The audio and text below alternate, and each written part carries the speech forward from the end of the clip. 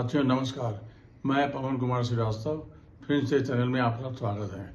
मैंने पिछले महीने जो प्रधानमंत्री सूर्य घर योजना के तहत जो सौर एनर्जी के लिए सिस्टम लगाने की बात की थी, आज मैं कुछ विस्तार पूर्वक उसके बारे में डिटेल में बताता हूं।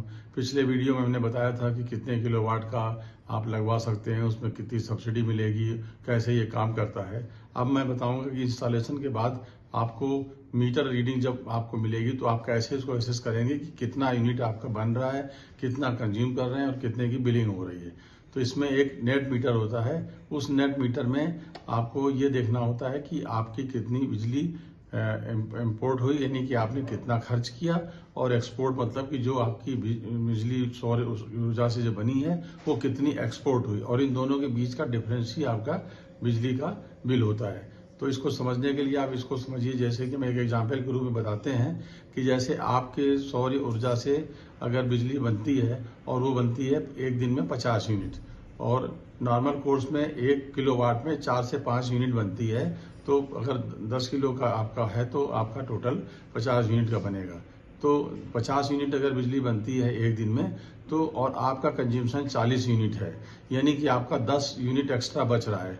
और चूंकि ये सिस्टम सिर्फ दिन में काम करता है, रात के समय सिस्टम काम नहीं करता है, तो जो रात में बिजली आपको मिलती है वो आप उसको इंपोर्ट करते हैं। यानी कि रात में अगर आपने 50 यूनिट खर्च किया और आपका जो दिन में आपके जो सौर ऊर्जा से बनी थी 50 यूनिट, उसमें आपने 40 खर्च किया, तो उसका जो 10 यूनिट बचता है वो इसमें एडजस्ट करके आपका बिल बनता है। सिंपल भाषा में आपको अगर समझाएं तो जितनी यूनिट आप खर्च करते हैं तो उसमें जो सौर ऊर्जा से बनती है वो सौर ऊर्जा के द्वारा बनाए गए यूनिट से एडजस्ट हो जाती है, और अगर उसमें कुछ बचता है तो वो अब बिजली घर को एक्सपोर्ट हो जाती है। लेकिन नाइट के समय चूंकि ये काम नहीं करती है, तो नाइट के समय जो बिजली का बिल आपका जो कंज्यूमशन होता है उसको इंपोर्ट बोलते हैं, और इन्हीं दोनों का डिफरेंस आपका।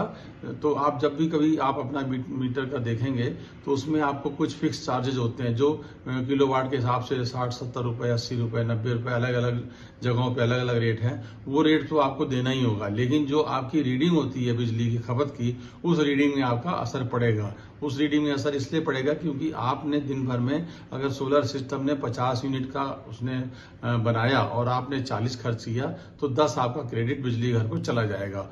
और जो आपने रात में यूज किया 50 यूनिट, यानी कि 50 माइनस 10, तो आपका जो यूनिट होगा एक दिन का वो 40 का आएगा। तो इसी तरीके से कभी ऐसा भी सिस्टम आएगा कि आपके द्वारा सोलर सिस्टम के द्वारा बनाए गए यूनिट ज्यादा होंगे और आपके खर्च किए कम होंगे, तो उसका पैसा आपको नहीं मिलेगा, लेकिन आपके बिल में वो क्रेडिट रहेगा जो आने वाले समय महीनों के बिलों में एडजस्ट होगा। इसमें कोई आपको पैसा नहीं मिलेगा, जो भी क्रेडिट होगा उसमें से वो उस बिल के अमाउंट से माइनस हो जाएगा। और नेट मीटर का मतलब ये है, उसको नेटिंग करके ही वो बिल का आपको देते हैं। इसलिए ये बहुत ही फायदेमंद है। और किसको कैसे देखा जाए, इसके लिए आजकल उन्होंने जो नेट मीटर के साथ जो कन्वर्जन के लिए लगाते हैं, जो जिसमें इन्वर्टर लगाते हैं, उसमें एक डोंगल भी होता है। उस डोंगल के को इंस्टॉल करने के बाद आप अपने मोबाइल में भी देख सकते हैं कितनी एनर्जी जनरेट हुई और कितनी एनर्जी आपकी बनी पूरी। उसमें किसी पर्टिकुलर डेट के लिए बता सकता है और कितने पिछले महीने से कितनी यूनिट जनरेट हुई है।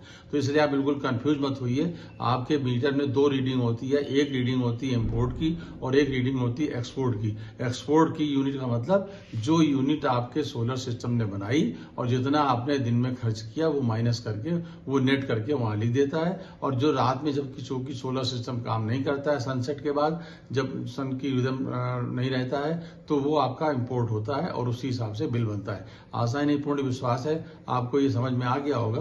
फिर भी अगर कोई क्वेरी हो तो हमारे फोन नंबर 8787218066 पे संपर्क करके या मैसेज भेज करके आप अपने क्वेरी पूछ सकते हैं। मेरे ख्याल से आपको समझ में आ गया होगा। धन्यवाद।